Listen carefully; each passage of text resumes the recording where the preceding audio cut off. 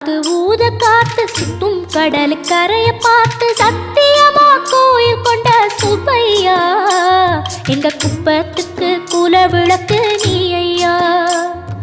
வாட காத்து வீச பார்த்து அலையை எதிர்த்து வலைய போட்டு மீன் பிடிக்கும் தொழில் நடக்குது முத்தையா. கரை மீண்டு வர காவல் உந்தன் வேலையா. திருச்செந்தூர் ஆண்டவனே வேல் முருகா தினம் உனக்கு நன்றி சொல்வோம் மால் மருகா. திருவடியில் தவம் இருப்போம் திருமுருகா. தீப்பெழுது நலமெனவே வடிவழகா.